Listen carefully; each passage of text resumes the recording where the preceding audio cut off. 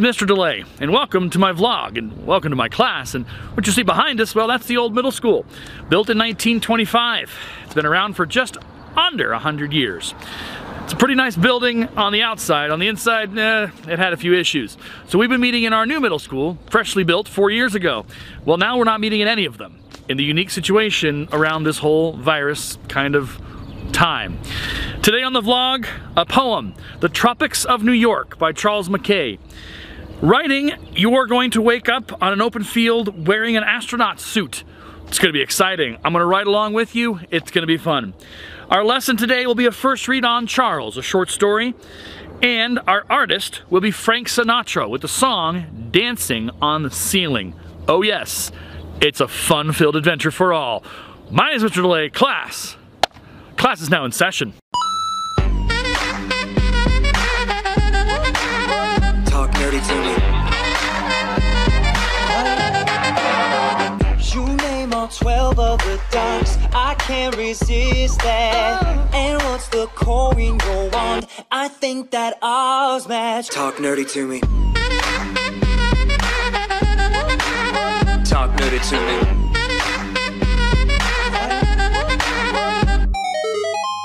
Welcome back. It is Monday. Welcome back to Monday in Mr. Delay's class.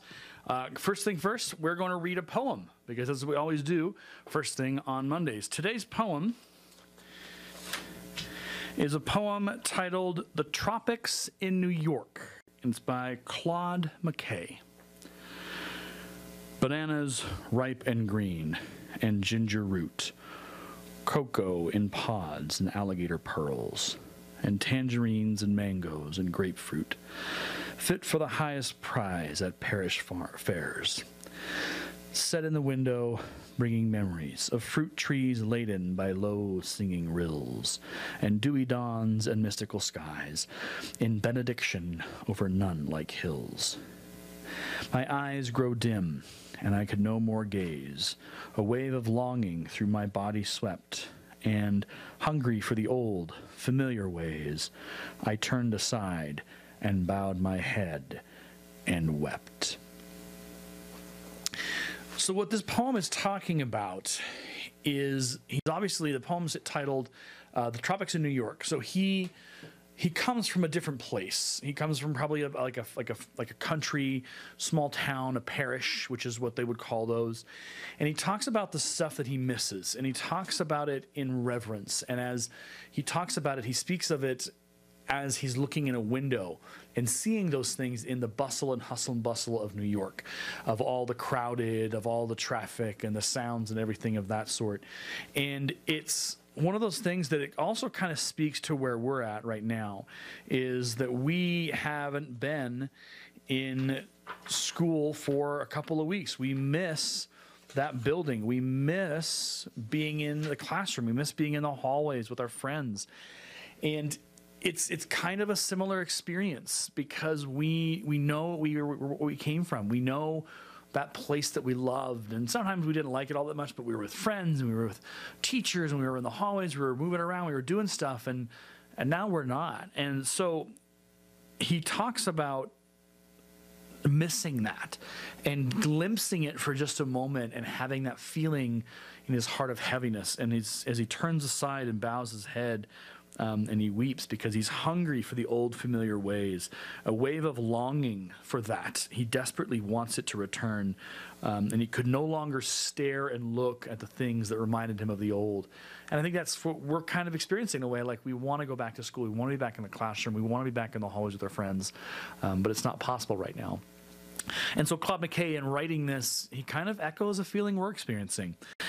It's a fun poem, The Tropics in New York by Claude McKay. That's our poem from today.